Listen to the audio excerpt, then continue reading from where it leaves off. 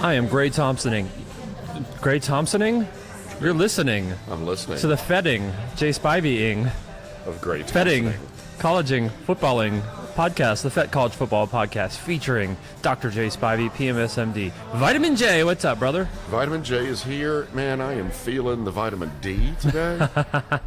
Man, I got up. It's sunny. It's bright outside. Yeah. And it's good to be on the right side of the grass. Take what you can get, right? We made it through a whole regular season of college football with this podcast, man. I'm really happy about that. I want to say thank you for doing this, man. It's been a treat, and we're not done yet, but it's tough to get through a season, isn't it? It is tough to get through a season, and I tell you, the watching, if we're going to start out with Clemson, watching the Clemson South Carolina game, even though there were a lot of points scored and South Carolina had a great day on offense, their quarterback played great, go Jake Bentley, whatever. Whatever? I never felt that Clemson was going to lose that game. Okay. And that was kind of an oddity. But then I look back and I felt that way last year when Clemson played South Carolina. And there's something about Clemson being a better program, a better everything than South Carolina.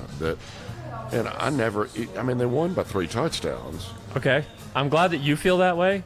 You have to admit that you haven't felt that way about every game this year that I've told you to feel comfortable about. No, and I felt in particular comfortable. Boston College, for example. Right, I was worried about Boston College. And here's the thing. You are a Clemson fan. You represent Clemson the way a lot of other Clemson fans feel. It became a story this weekend that they were not satisfied with the way that they won over Carolina. Right. And I think a lot of people, they worry too much. They're not able to be okay with games not being a blowout, even in the first quarter. Right.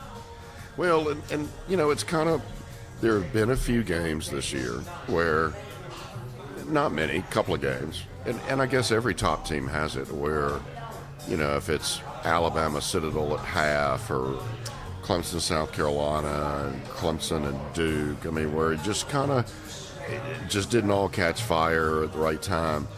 The one thing Clemson's got to work on, and I have never seen a Clemson team play in the secondary the way they played against South Carolina. It was confusion.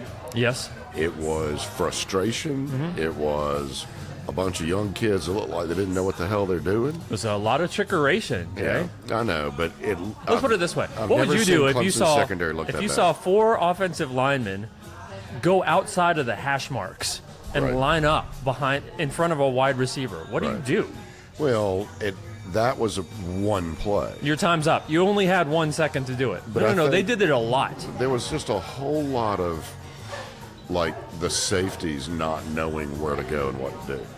And Clemson's weakness has always been a quarterback having a great day, throwing to running backs and tight ends is just, it's kryptonite to Clemson. Mm-hmm. And so it has been, for the last few years, if a quarterback has a great day throwing to his running backs and his tight end, they're going to look great against Clemson. And finally, an elite wide receiver who they just kept hitting in stride. Right. They had 2 guys. Edwards and... No, they had 4 guys. I'll try to keep this short because I know you hate them. Yeah. I was really happy to see South Carolina's coaching staff turn up the volume. Yeah. The way they promised all season long is they were going to be confusing and comprehensive, and in spite of all the injuries that they've had, and they've had a dearth of them, most of those have been on defense, so the offensive side shouldn't be an excuse. They threw everything they could at Clemson, and I'm thankful this game was not boring. No, not at all. I'm convinced that the best teams, you can tell who they are regardless of strength of schedule, regardless of statistics, regardless of everything else. And Clemson is one of those teams. Right, they keep winning. Yes. But if I see one more comment from a South Carolina fan about, well, we played with a depleted defense, da-da-da. That's true. Football. It's football. No, it's true because it sucks. And I don't know how much more competitive it would be with a fully fledged defense without look, they lost basically everybody on defense. I've never seen anything like it. And when you do, it's a big deal. Alabama lost a ton of people last year. That was a big reason why they got into the playoff in the first place. But South Carolina doesn't, obviously what it shows, South Carolina doesn't have the depth of the elite schools. Not only that, but they're losing, especially on offense, so much of what they do have in that shallow depth pool. I think South Carolina played a fantastic game. I was excited by it. I thought the game was great. The crowd was great. The energy was great. It was a late night game, so the purple looked like blue again. Yeah. And Clemson, did you know this? Put up more yards in this game than ever before. I mean, it was. They were productive. I mean, if you've got over 300 hundreds of yards, if you got over 300 yards rushing, not only does that speak, positively for Clemson's rushing attack, it also speaks negatively for USC's defense. But over 300 yards rushing, you're winning the game. Let me ask you this: who's been able to stop Clemson's rush attack this year? Clemson. Stop it. Because they've said the same thing in practice. We can't stop this kid. Yeah. Well, now USC plays a makeup game. Yes. So before we get into all the conference junk, championships and all, they play Akron. This is their de facto national championship because if they don't win, they don't go to a bowl. They're not bowl eligible. And who did Akron beat earlier this season? Akron beat the Big Ten champion Northwestern. So South Carolina may have their hands full coming down off the high of playing Clemson. Yep. Playing an Akron team that beat Northwestern. Nope.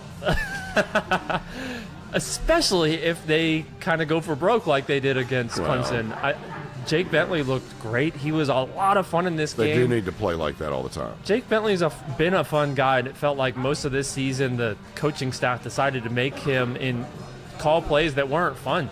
And I'm glad to see that this happened. I hope it continues against Akron. Akron didn't get to play the opener against Northwestern also because of the hurricane. I don't think South Carolina's going to have that much trouble. The Ohio University Bobcats, my Cats, go Cats, beat Akron last weekend by, I think, 32 points. Yeah.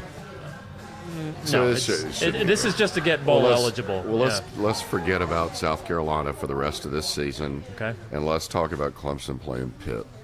Go on. Pittsburgh lost to Miami badly. Did you watch any of that game? I watched the highlights of that game. Highlights, if you can call them that. And it looked like Miami's defense just kind of sealed them up, and Pitt's, basically a run team. Miami with I guess their backup quarterback. I don't know how else to explain. A new quarterback, let's put it that way, who I guess is a surprise, but Pitt just isn't that exceptional. The ACC is certainly very much down this year. Right. Clemson, for what it's worth, has already played the best competition in the ACC and handled them pretty well. Obviously, you had a lot of problems with Syracuse, but that was at least partly because of injury with Trevor Lawrence. Syracuse is a good team this year. Yeah, they're the best team they've ever had, literally. So it's but they still got the job done. And then against Boston College on the road at night, Clemson handled that, like I said before. They were just fantastic in that game. Well, Clemson's favored by 25.5 points. Good grief, really? Yeah. So that's a lot to favor a team by against a team that likes to run. Yeah. That's all. Well, I think Clemson's rush defense will be up for the challenge with Pittsburgh. That seems to be the one thing that Clemson's been absolutely consistent with, game in, game out throughout the year.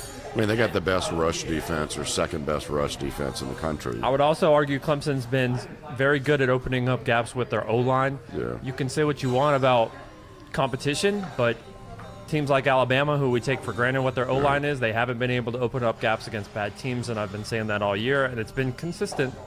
They've done it pretty well, but not as well as Clemson. Pitt's got a big running back, so that may be a little bit of a problem for a while, but I think by the time you get to the end of the game, Clemson ought to be able to run away with this one. Clemson has to win this game to get into the college football playoff. That's right. Simple as that. It's just that. They got to win by 1 point. Win by one, that's it. If they could win by half a point, they'd still be in. How would you feel if they tied? Well, they won't. They can't. All right, so. Oh, thank goodness. Bama beats Auburn. Can I just throw this in there? Yeah. There we go. I feel better now. Bama beats Auburn. So I guess there's no toilet paper being thrown around in Auburn. No, there's a theme song, though. What is it? Oh, that's stupid. You got to give me a break. All right, so Bama beats Auburn handily. Sort of.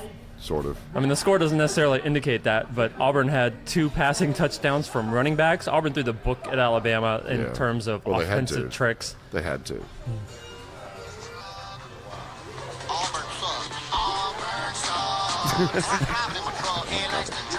I like driving in my truck. Oh, my God.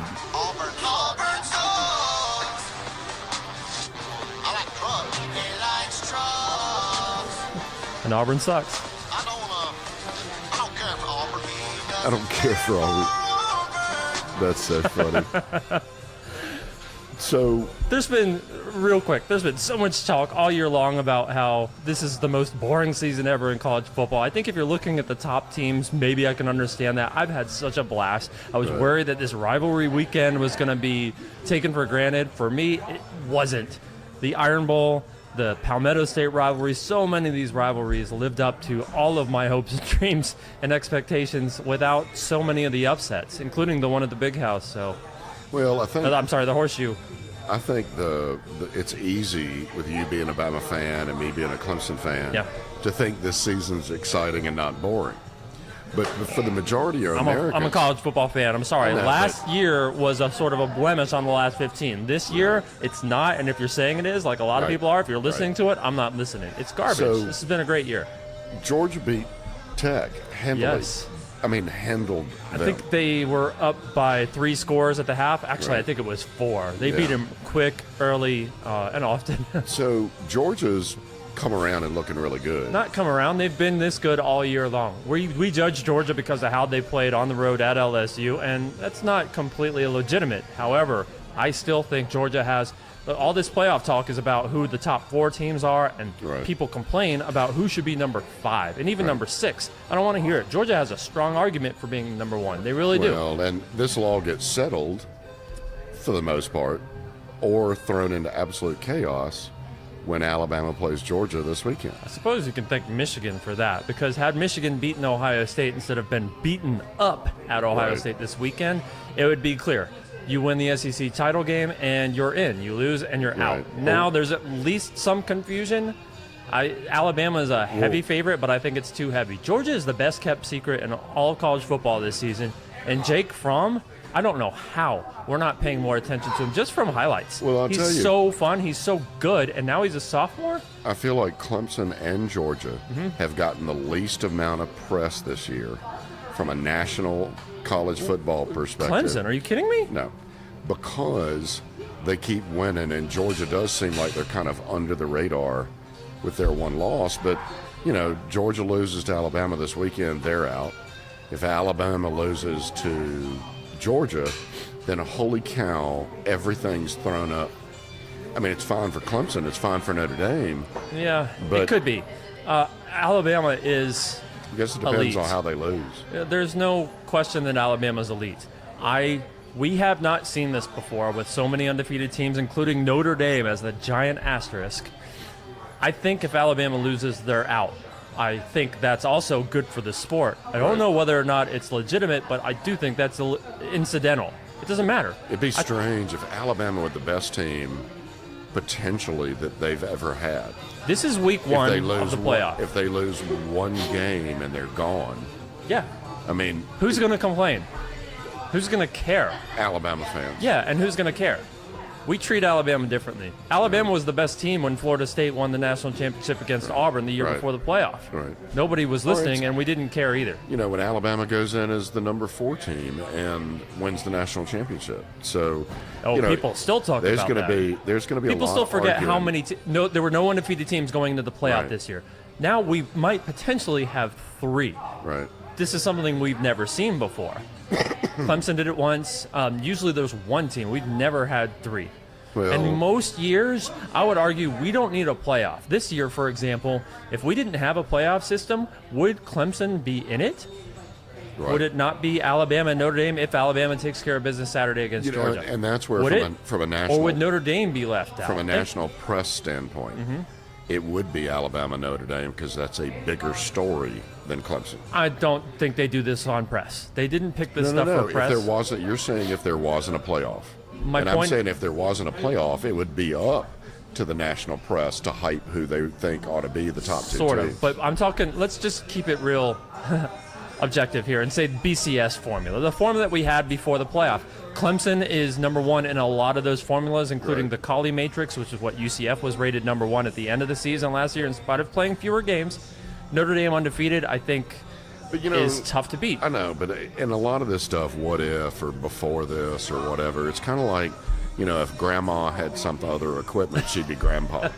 So it's kind of irrelevant. It's not completely illegitimate either, though. Clemson was number one in basically every statistical defensive category. Any other ones, they were close with Alabama or Michigan. Yeah. They dropped to 4, Right. okay, in a lot of defensive categories because of the Carolina game. It's incidental. We can tell who the best teams are, and thankfully we do have a playoff. I don't see a lot of teams out there arguing for being number one. Right. And that's what I want to hear anyway. Well, Try to the be a other- champion. The other big games, Ohio State really handed Michigan. They embarrassed them. They embarrassed They them de-pants badly. khaki pants. Yeah, yeah. And the whole thing I don't understand, and it's very similar to the ACC. Ohio State playing Northwestern for their conference championship is a lot like Clemson playing Pitt. It's sort of like last year with Auburn and Georgia in another rematch. Right. Auburn right. wasn't one of the best teams, so And I think Ohio State's going to beat the P-Funk out of Northwestern. more to the point, I think they're going to try to run up the score. Urban Meyer is sort of known for that. I'm not saying that's good or bad. I'm saying that's Well, they have to characteristic. now. They have to now. Well, not just that. I think it's smart. I think that's, as a coach, you need to know that that's important. Yeah. If Northwestern is that there are bad, you need to run implications. up the score. Because guess Right. who else is that bad? Maryland. you're Maryland fighting- came down to a missed 2-point conversion. Well, you're okay? fighting to be number 4 in the country. Mm-hmm. And so, yes, if you can score 70 points, you need to do it. And this is the weekend you need to do it. And that same holds true for Alabama, Georgia, Clemson, all of them. Sure. If you want to shine, now's the time to run up the score. Clemson doesn't have to worry about it, last neither chance. does Notre Dame if they win. But Ohio State, and same thing with Ohio State knows it better than anybody. Don't Right. forget, They got the to first run college football playoff, they were on the outside looking in. They just destroyed Wisconsin. What was it, 59-0? yeah. And that's Yeah. the reason they got in and eventually won the national championship, including just bludgeoning Alabama in round one. That takes us to Texas, Oklahoma, and Oklahoma's in the same boat. Another rematch. They've got Oklahoma's favored by 7.5. Oklahoma has to win, and they have to win by a wide margin to impress anyone.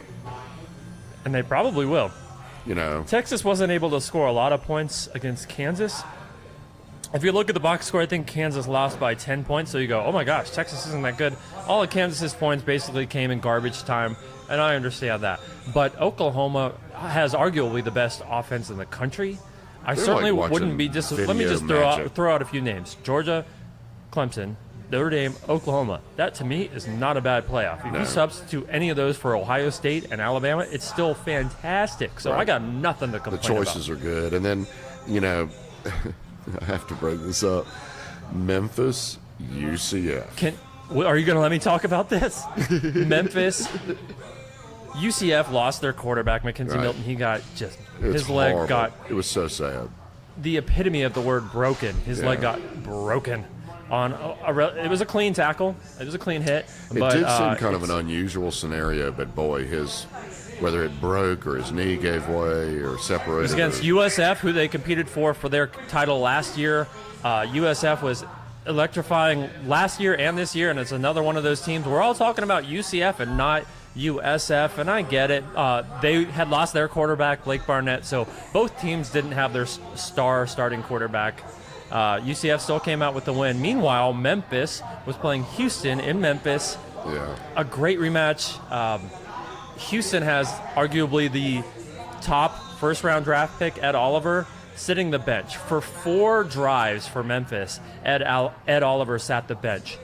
And Memphis scored touchdowns on all 4 of those drives. I think, to me, that's the biggest outlier with teams like UCF. They are a lot of fun, but they don't play elite teams. Just Right. one elite defensive player turned the tide, so to speak, for Memphis. Right. I think the same thing would happen. Look, imagine that with Clemson, Yeah. with 4 or more elite defensive players on the other side of the ball.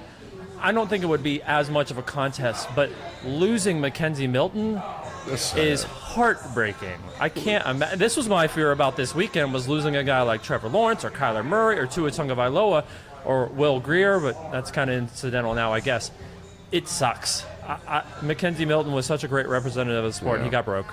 Well, and is this going to be an opportunity for UCF to rally the troops, so to speak, and play some meaningful, emotional game without their star?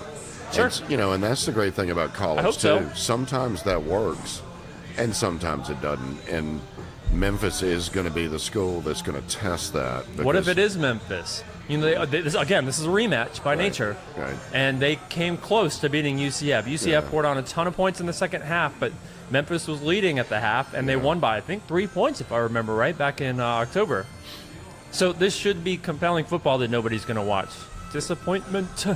Well, there's just no way around getting UCF into the playoff, regardless of what kind of season they have. And there's just, until their schedule changes over the next 10 or 20 years. Which they still haven't done. That's really going to be the only thing. Or there becomes a 18 playoff. I think the number 5, Power 5 conference, that 5 number, it's prime. It doesn't work very well for anything. It's a disgusting number. While the Big 12 has 10 teams, and we could easily absorb those 10 teams because they're spread across the country. Right. Add in Notre Dame, now we have Power 4. I think we either need to do that or start including conferences like the American, which has teams like Houston and South Florida and Memphis and UCF, who are able to beat some of these top-tier teams in the Power 5 conferences in the bowl games, but I don't know if it's enough. I just don't know. So in all these games, I think Bama's going to beat Georgia, and I think they're going to beat them by 20 points or more. I think that's a tall order. Yeah, Georgia is, and Jake Fromm in particular, how we're not talking. We didn't talk about Tua Tagovailoa last year until the championship game. Well, and a lot of people are still talking about till then. But a lot of people on television still say he only played a half hour of college football last year. It's not just inaccurate. It's I know, but a half hour of meaningful, highlighted, winning the game in an important situation point. No, I get it. But my point is he had highlights last year that were worth watching that I don't know how so many sportscasters forgot. There was one against Vanderbilt, and you can say, Vanderbilt sucks. They beat Tennessee again. 3 out of 4 ain't bad. Go Vanderbilt. Way to go. The Vols. Yeah, but we didn't notice Tua Tagovailoa. How are we not noticing Jake Fromm? He was outstanding last year. Jake Fromm and Georgia, do not forget, they torched Alabama last year. Well, I think it's going to be It took going for it on 4th down and making 4th down conversions with a transcendent Tua Tagovailoa and to have a chance and still went into overtime. Right, and I think you being an Alabama fan, representing Georgia as well as you're doing now, stop it. Is admirable. It's funny. It's I've done this all admirable. year, though. I know. But these two haven't played each other till now, and I'm telling you, Alabama's going to beat them by 20-plus points. I'll say this. I'm a fundamentalist when it comes to football. I like smash mouth football. I like the evolution of football, too. I'm not against it. Georgia and Alabama are fundamentally very similar. Obviously, that can't be too much of a surprise with Kirby Smart and his pedigree under Nick Saban. Right.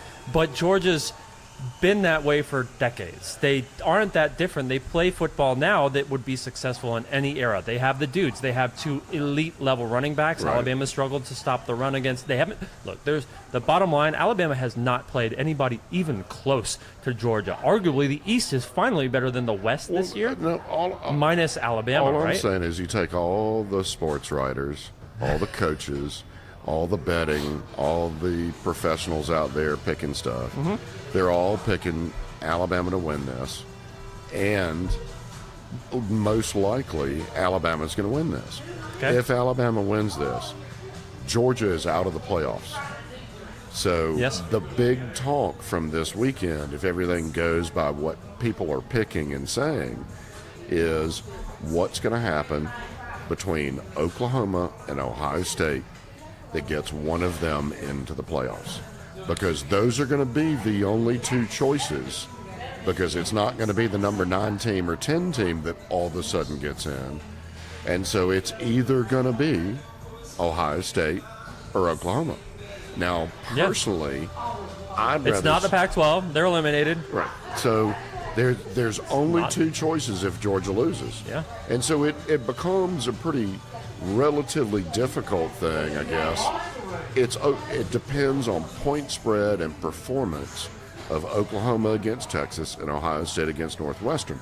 The odds are Ohio State's going to look better against Northwestern than Oklahoma's going to look against Texas. I grew up in Cincinnati. There's going to be, I think, a lot of disappointed Ohio State fans when they just destroy Northwestern and don't get in with a single loss. Their loss to Purdue was bad. And, yeah, they've struggled against teams that are not good, too, but still came out with a W, much like Florida State did in year one of the college football playoffs.